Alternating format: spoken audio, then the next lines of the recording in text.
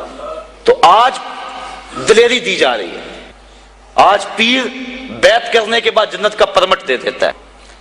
آؤ میں پیروں کے پیر کی کہانی سناؤں آپ کو. حضرت شیخ سعدی شیرازی فرماتے ہیں کہ ایک بندہ مطاف میں کنکروں کے اوپر پیشانی رکھ کے زاروں کے تار ہو رہا ہے اور کیا کہتا ہے, اللہ مجھے معاف کر دے, نہیں تو قیامت کے دن اندھا اٹھانا, میں تیرا کیا تیرے بندوں کا سامنا بھی نہیں کر سکتا. اتنے درد سے روتا ہے کہ لوگ اپنی دعائیں چھوڑ کے اس کے لیے دعا کرتے ہیں. تو وہ اتنے درد سے روتا ہے کہ لوگ اپنی دعائیں چھوڑ کے اس کے لیے کہتے ہیں یا اللہ اس بیچارے کو معاف کر دے. ایک بندہ تو چھوڑ چھاڑ کے کھڑا ہی اس کے سامنے قریب کھڑا ہو گیا اور کہتا ہے مالک اسے معاف کر دے, مالک اسے معاف کر دے. کافی دیر کے بعد وہ شخص جو روتا تھا اٹھ کے جانے لگا. اس کو تجسس تھا کہ میں دیکھوں تو صحیح یہ کون ہے اور اس کو تسلی بھی دوں کہ اللہ بڑا کریم ہے, تجھے معاف کر دے گا. جب اس نے جھک کے جھانک کر دیکھنا چاہا تو چیخیں نکل گئیں. کیوں کہ فائزہ ہوا شیخ عبد القادر جیلانی, یہ زاروں کے تار رونے والا وقت کا غوث شیخ عبد القادر جیلانی. حضرت سری سختی رضی اللہ تعالیٰ عنہ نے جنید بغدادی کو بلایا. حضرت جنید بغدادی کے وہ ماموں بھی لگتے ہیں رشتے میں اور پیر بھی لگتے ہیں. یہ پیر مرید کی کہانی سنا رہا. آج کا پیر تو گارنٹی دے رہا ہے نا, اللہ اکبر. حضور تو حضرت ربیہ کو بھی جنت کی بشارت دیں اور ساتھ کہیں کثرت سجود سے میری مدد کرنا. اور پیر کہتا تجھے پرواہ ہی نہیں ہے. آؤ اس پیر مرید کی کہانی سنا رہا ہوں. حضرت جنید بغدادی فرماتے ہیں میرے ماموں نے تنہائی میں مجھے بلایا اور مجھے وصیتیں کی. جب ایک وصیت کی تو میرے پاؤں تلے سے زمین نکل گئی. کہنے لگے بیٹا جب میں مر جاؤں تو میری قبر بغداد سے باہر بنانا. میں نے پوچھا حضور کیوں؟ فرمانے لگے میری بدعمالیوں کی وجہ سے کہیں بغداد کی مٹی میری لاش کو قبول کرنے سے انکار نہ کر دیں اور میں لوگوں کے سامنے رسوا نہ ہو جاؤں. یہ ہیں وہ لوگ تتجافا جنوبہم عن المضاجع, جن کی کروٹیں بستروں سے الگ رہتی ہیں, اللہ کو خوف اور طمع میں پکارتے ہیں, لیکن زندگی کا ایک ایک لمحہ تقوی سے عبارت ہے. دنیا میں تکلیفیں سہی. حضرت امام جعفر صادق ساری زندگی ٹھنڈا پانی نہیں پیا. فرماتے تھے کیا خبر کہ اس کے حساب میں چکرا جاؤں. اور آپ کے مریدین بیٹھے ہوئے ہیں, آپ بھی بیٹھے ہوئے ہیں, لوگ بیٹھے ہیں. کہا یار آج ایک دوسرے سے وعدہ نہ کر لیں. کہا کیا؟ کہا ہم میں سے جو بھی جنت میں جائے وہ دوسروں کو ساتھ لے کے جائے.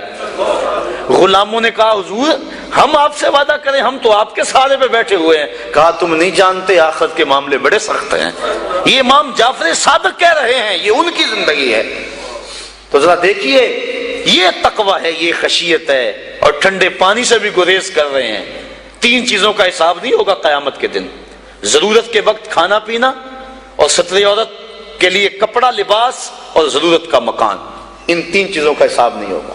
اس کے علاوہ جو بھی نعمت اللہ نے دی ہے ثم لتسألن یومئذ عن النعیم, اللہ قرآن میں کہتا ہے ہر نعمت کے بارے میں پوچھا جائے گا.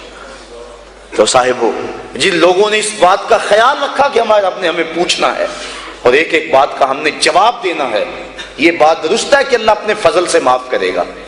لیکن سحری کے وقت اٹھ کے سسکیاں بھرنے والا اور رات شراب خانے میں گزارنے والا کیا قیامت کے دن ایک صف میں کھڑے کر دیے جائیں گے؟ یہ کیسے ہوگا؟ غریبوں کا خون چوسنے والا, بیواؤں اور یتیموں کا مال لوٹنے والا اور رات کی تنہائی میں ان کی مدد کرنے والا کیا ایک صف میں کھڑے کر دیے جائیں گے؟ ایسا کیسے ہو سکتا ہے؟ تو صاحب وہ تقوی ہے کہ انسان اپنی زندگی کے ایک ایک قدم کو بچا بچا کے رکھے کہ میں اللہ کی ناراضگی سے بچ جاؤں. اور دنیا کو اس نے مشکلات میں ڈال دیا. آج کہتے ہیں دین پہ عمل کرنا بڑا مشکل ہے.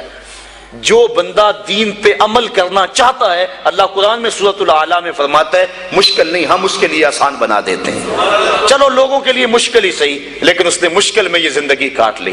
اور دنیا ہے بھی, دنیا سجن المومن, مومن کے لیے ہے بھی قید خانہ. لیکن جب قید سے چھوٹا پھر کیا ہوا؟ اللہ کی رحمتیں بڑھ کے اس کا استقبال کر رہی ہیں. پھر گروہوں کے اندر وہ جنت میں جائیں گے اور فرشتے کہیں گے سلام ہو تمہیں کہ تم نے زندگی اچھے ڈھب سے گزاری ہے, اب جنت میں آ جاؤ, تم اس جنت سے کوئی نکالنے والا نہیں ہے. اور وہ کہیں گے اللہ تیری تعریفیں اور تیری خوبیاں, تو نے جو وعدہ کیا تھا آج واقعی تو نے سچا کر دکھایا ہے.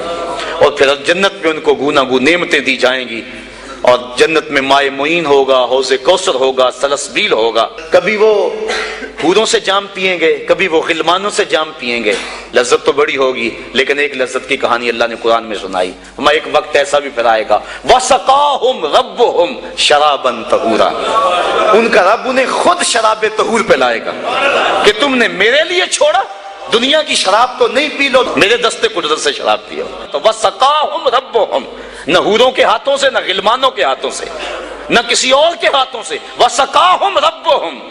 پھر دنیا کی تکلیفیں یاد رہیں گی جب مالک شراب طہور پلا رہا ہوگا۔